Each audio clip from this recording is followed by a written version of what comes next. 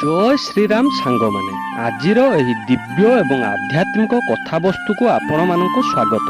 ତ ଆଜି ଆମେ ଏକ ନୂତନ ଚିନ୍ତାଧାରା ସହିତ ଆଧ୍ୟାତ୍ମିକ କଥାବସ୍ତୁକୁ ଗଳ୍ପ ଛଳରେ ଆପଣଙ୍କ ପାଖରେ ଉପସ୍ଥାପନ କରିବା ପାଇଁ ଯାଉଅଛୁ। ତ ଆଜିର ଏହି କଥାବସ୍ତୁଟି ସମ୍ପୂର୍ଣ୍ଣ ରାମାୟଣ ଉପରେ ଆଧାରିତ। ଏବେ ଚାଲନ୍ତୁ ଆଉ ଡେରି ନକରି ଏହି ଆଧ୍ୟାତ୍ମିକ କଥାବସ୍ତୁଟିକୁ ଶ୍ରବଣ କରିବା। ଦଶରଥ ନାମରେ ଅଯୋଧ୍ୟାରେ ଜଣେ ରାଜା ଥିଲେ। ସେ ଥିଲେ ଇକ୍ଷ୍ୱାକୁ ରାଜାଙ୍କ ବଂଶଧର। ସେ ତାଙ୍କର ସମସ୍ତ ପ୍ରଜାଙ୍କର ସୁଖ ସ୍ୱାସ୍ଥ୍ୟ ପ୍ରତି ବିଶେଷ ଧ୍ୟାନ ଦେଉଥିଲେ। ତେଣୁ ସମସ୍ତେ ତାଙ୍କୁ ଖୁବ୍ ଭଲ ପାଉଥିଲେ। କୌଶଲ୍ୟା, କୈକେୟୀ ଓ ସୁମିତ୍ରା ନାମରେ ତାଙ୍କର 3 ଜଣ ରାଣୀ ଥିଲେ। ସେମାନଙ୍କ ମଧ୍ୟରୁ କାହାରି ହେଲେ ସନ୍ତାନ ନ ହେବାରୁ ବିଶାଳ ସାମ୍ରାଜ୍ୟ ଓ ପ୍ରଚୁର ଐଶ୍ୱର୍ଯ୍ୟ ଏଥିସତ୍ତ୍ୱେ ରାଜାଙ୍କ ମନରେ ଶାନ୍ତି ନଥିଲା। ସେ ମନ୍ତ୍ରୀମାନଙ୍କ ପରାମର୍ଶରେ ପୁତ୍ର କାମନା କରି ଋଷ୍ୟଶୃଙ୍ଗ ମୁନିଙ୍କୁ ସାହାଯ୍ୟରେ ଏକ ଯଜ୍ଞ ଆରମ୍ଭ କଲେ। ଠିକ୍ ସେହି ସମୟରେ ରାବଣ ନାମକ ଜଣେ ରାକ୍ଷସ ଲଙ୍କାରେ ରାଜତ୍ୱ କରୁଥିଲା।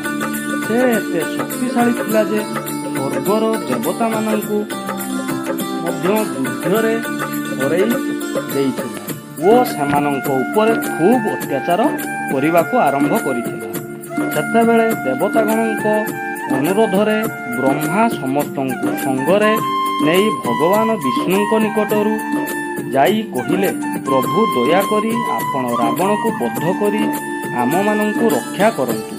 ଏହା ଶୁଣି ବିଷ୍ଣୁ ହସି ହସି କହିଲେ, ଠିକ୍ ଅଛି, ମୁଁ ରାଜା ଦଶରଥଙ୍କର ପୁତ୍ର ରୂପରେ ଜନ୍ମଗ୍ରହଣ କରି ରାବଣକୁ ବଧ କରିବି। ଋଷ୍ୟଶୃଙ୍ଗ ମୁନିଙ୍କ ନିର୍ଦ୍ଦେଶ ଅନୁସାରେ ବ୍ରାହ୍ମଣଗଣ ବୈଦିକ ମନ୍ତ୍ର ଉଚ୍ଚାରଣ କରିବାକୁ ଲାଗିଲେ ଏବଂ ରାଜା ଦଶରଥ ଯଜ୍ଞ ଅଗ୍ନିରେ ଘିଅ ଆହୁତି ଦେବାକୁ ଲାଗିଲେ। ଏପରି ସମୟରେ ସେହି ଯଜ୍ଞ ଅଗ୍ନିରୁ ଏକ ଅତି ସୁନ୍ଦର ମୂର୍ତ୍ତି ଆବିର୍ଭୂତ ହୋଇ ରାଜା ଦଶରଥଙ୍କୁ ଗୋଟିଏ ଗିନା ପାୟସ ଦେଇ କହିଲେ, ଦେବତାଗଣ ଏ ଯଜ୍ଞ ଦେଖି ତୁମ ପ୍ରତି ଖୁବ୍ ଖୁସି ହୋଇଛନ୍ତି ଏବଂ ତୁମ ପାଇଁ ଏହି ପାୟସ ପଠାଇଛନ୍ତି।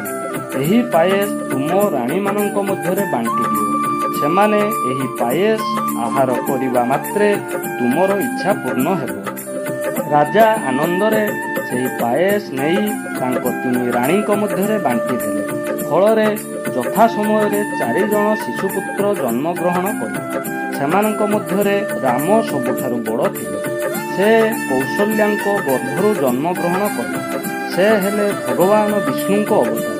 ବାକି 3 ଜଣଙ୍କ ମଧ୍ୟରୁ ଭରତ କୈକେୟୀଙ୍କ ଗର୍ଭରୁ ଏବଂ ଲକ୍ଷ୍ମଣ ଓ ଶତ୍ରୁଘ୍ନ ସୁମିତ୍ରାଙ୍କ ଗର୍ଭରୁ ଜନ୍ମଗ୍ରହଣ କଲେ।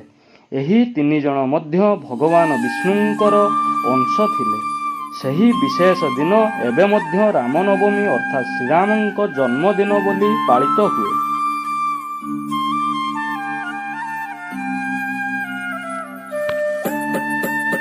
ଏହାପରେ ମହର୍ଷି ବିଶ୍ୱାମିତ୍ରଙ୍କର ଅଯୋଧ୍ୟାକୁ ଆଗମନ।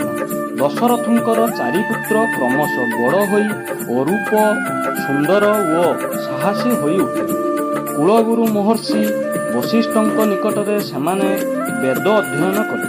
ଏହା ସଙ୍ଗରେ ପଶୁ ଶିକାର, ଘୋଡ଼ାରେ ଚଢ଼ିବା, ଅସି ଚାଳନା ଓ ଧନୁର୍ବିଦ୍ୟାରେ ମଧ୍ୟ ପାରଦର୍ଶିତା ଲାଭ କଲେ। କ୍ରମେ ରାଜକୁମାରଗଣଙ୍କ ବୟସ 15 ବର୍ଷ ହେଲା। ରାଜା ଦଶରଥ ସମସ୍ତଙ୍କୁ ଖୁବ୍ ଭଲ ପାଉଥିଲେ, କିନ୍ତୁ ରାମଚନ୍ଦ୍ର ତାଙ୍କ ପ୍ରାଣଠାରୁ ମଧ୍ୟ ପ୍ରିୟ ଥିଲେ। ରାମ ଓ ଲକ୍ଷ୍ମଣ ପରସ୍ପରର ଅବିଚ୍ଛେଦ୍ୟ ସଙ୍ଗୀ ଥିଲେ। ଭରତ ଓ ଶତ୍ରୁଘ୍ନଙ୍କ ମଧ୍ୟରେ ସମ୍ପର୍କ ମଧ୍ୟ ଠିକ୍ ସେହିପରି ଥିଲେ। ଦିନେ ମହର୍ଷି ବିଶ୍ୱାମିତ୍ର ଅଯୋଧ୍ୟାକୁ ଆସିଲେ। ମହର୍ଷିଙ୍କୁ ଅତିଥି ରୂପେ ପାଇ ଦଶରଥ ଖୁବ୍ ଆନନ୍ଦିତ ହେଲେ ଏବଂ ଯଥାଶୀଘ୍ର ସିଂହାସନରୁ ଓହ୍ଲାଇ ଆସି ତାଙ୍କୁ ଅଭ୍ୟର୍ଥନା ଜଣାଇଲେ।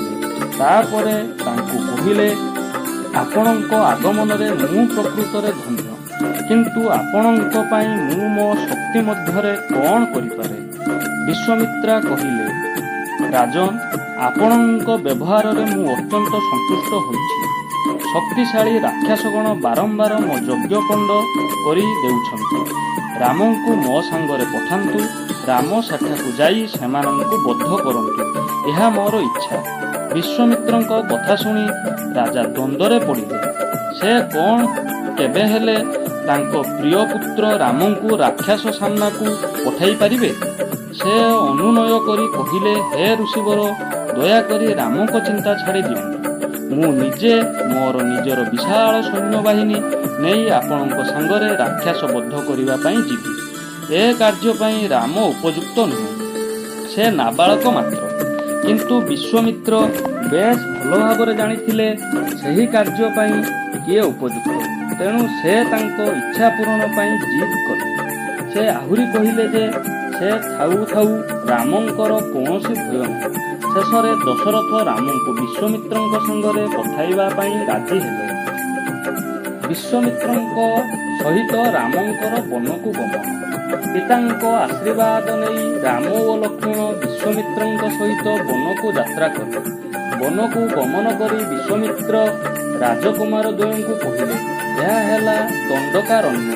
ଏଠାରେ ହିଁ ତାଡ଼କା ନାମକ ଜଣେ ରାକ୍ଷାସୀ ତାର ପୁତ୍ର ମାରିଚକୁ ନେଇ ବାସ କରେ।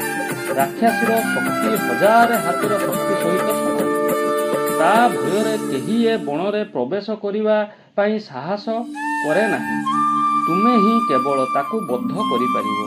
ରାମ ପ୍ରଥମେ ସ୍ତ୍ରୀ ଲୋକକୁ ବଦ୍ଧ କରିବା ପାଇଁ ଦ୍ୱିଧା ପ୍ରକାଶ କଲେ, କିନ୍ତୁ ତାଙ୍କ ପିତା ତାଙ୍କୁ ବିଶ୍ୱାମିତ୍ରଙ୍କ ଆଦେଶ ପାଳନ କରିବା ପାଇଁ କହିଥିଲେ। ସୁତରାଂ ସେ ଦ୍ୱିଧା ନ କରି ଧନୁରେ ଟଙ୍କାର ଦେଲେ। ସେହି ଟଙ୍କାରର ଶବ୍ଦ ବନ ମଧ୍ୟରେ ଭୀଷଣ ଭାବରେ ପ୍ରତିଧ୍ୱନିତ ହେଲା ଏବଂ ଏହାର ଭୟରେ ବନ୍ୟପ୍ରାଣୀଗଣ ଯିଏ ଯେଉଁ ଦିଗକୁ ପାରିଲେ ଦୌଡ଼ି ପଳାଇବାକୁ ଲାଗିଲେ। ତାଡ଼କା ମଧ୍ୟ ଉକ୍ତ ଶବ୍ଦ ଶୁଣି ଚମକି ପଡ଼ିଲା, କିନ୍ତୁ ପରେ ସେ ଖୁବ୍ କ୍ରୋଧିତ ହେଲା। ସେ ଭାବିଲା ତାକୁ ବିରକ୍ତ କରିବାର ଏତେ ସାହସ କାହାର ହେଲା। ତାପରେ ଭୀଷଣ ଗର୍ଜନ କରୁ କରୁ ସେ ସେହି ଦିଗକୁ ଦୌଡ଼ି ଆସିଲା। ତାପରେ ରାମଙ୍କ ସହିତ ତାର ଭୟଙ୍କର ଯୁଦ୍ଧ ଆରମ୍ଭ ହେଲା। ରାକ୍ଷାସୀ ମାୟା ଜାଣିଥିଲା। ସେହି ମାୟା ସାହାଯ୍ୟରେ ବେଳେବେଳେ ଦେଖାଦେଇ ପୁଣି ବେଳେବେଳେ ଅଦୃଶ୍ୟ ହୋଇ ରାମଙ୍କ ପ୍ରତି ଗଛ ପଥର ପ୍ରଭୃତି ଫୋପାଡ଼ିବାକୁ ଲାଗିଲା। ରାମ ବାଣ ଦ୍ୱାରା ସେଗୁଡ଼ିକୁ କାଟି ଖଣ୍ଡ ଖଣ୍ଡ କରିଦେଲେ। ସର୍ବଶେଷରେ ରାମ ଏକ ଭୟଙ୍କର ମୃତ୍ୟୁ ବାଣ ଛାଡ଼ିଲେ। ତାହା ତାଡ଼କାର ବକ୍ଷ ବିଦୀର୍ଣ୍ଣ କଲା ଓ ସେ ତଳେ ପଡ଼ି ମୃତ୍ୟୁବରଣ କଲା। ବିଶ୍ୱାମିତ୍ର ରାମଙ୍କର ଯୁଦ୍ଧ ଦେଖି ତାଙ୍କ ଉପରେ ସନ୍ତୁଷ୍ଟ ହେଲେ। ସେ ଭାବିଲେ ତପସ୍ୟା କରି ଯେଉଁ ଦିବ୍ୟାସ୍ତ୍ର ପାଇଛନ୍ତି ସେଗୁଡ଼ିକୁ ରାମ ଓ ଲକ୍ଷ୍ମଣଙ୍କୁ ଉପହାର ଦେବେ। ତାପରେ ସେ ସେମାନଙ୍କୁ କିଛି ମନ୍ତ୍ର ଶିକ୍ଷା ଦେବେ, ଯେଉଁଗୁଡ଼ିକୁ ଉଚ୍ଚାରଣ କରି ଧ୍ୟାନ କରିବା ମାତ୍ରେ ଦିବ୍ୟାସ୍ତ୍ର ଗୁଡ଼ିକ ସେମାନଙ୍କ ନିକଟକୁ ଆସିବ ଏବଂ ସେମାନେ ସେଗୁଡ଼ିକୁ କାମରେ ଲଗାଇ ପାରିବେ। ତାପରେ ବିଶ୍ୱାମିତ୍ର ରାମ ଓ ଲକ୍ଷ୍ମଣଙ୍କୁ ନିଜର ସିଦ୍ଧାଶ୍ରମକୁ ନେଇଗଲେ। ସେଠାରେ ଋଷିଗଣ ସେମାନଙ୍କୁ ସାଦର ଅଭ୍ୟର୍ଥନା ଜଣାଇଲେ। ବିଶ୍ୱାମିତ୍ର ମୌନବ୍ରତ ଧାରଣ କରି ଯଜ୍ଞ ଆରମ୍ଭ କଲେ। ଭୟଙ୍କର ରାକ୍ଷସ ମାରିଚି ଓ ସୁବାହୁ ସେହି ଯଜ୍ଞରେ ବିଘ୍ନ ସୃଷ୍ଟି କରି ପାରନ୍ତି। ଏହି ଭୟରେ ଋଷିଗଣ ରାମ ଓ ଲକ୍ଷ୍ମଣଙ୍କୁ ଚାରି ଦିଗରେ ପହରା ଦେବା ପାଇଁ ଅନୁରୋଧ କଲେ। ରାମ ଓ ଲକ୍ଷ୍ମଣ ସେମାନଙ୍କ ଅନୁରୋଧରେ ଅସ୍ତ୍ରଶସ୍ତ୍ର ନେଇ ସତର୍କ ଭାବରେ ଦିନରାତି ଆଶ୍ରମର ଚାରିଦିଗରେ ପହରା ଦେବାକୁ ଲାଗିଲେ। 6 ଦିନ 6 ରାତି ଭଲ ଭାବରେ କଟିଗଲା, କିନ୍ତୁ ସପ୍ତମ ଦିନ ଯେତେବେଳେ ଯଜ୍ଞ ପ୍ରାୟ ଶେଷ ହୋଇ ଆସୁଛି, ଠିକ୍ ସେହି ସମୟରେ ଟିକିଏ ଦୂରରେ ଭୟଙ୍କର ଶବ୍ଦ ଶୁଣାଗଲା।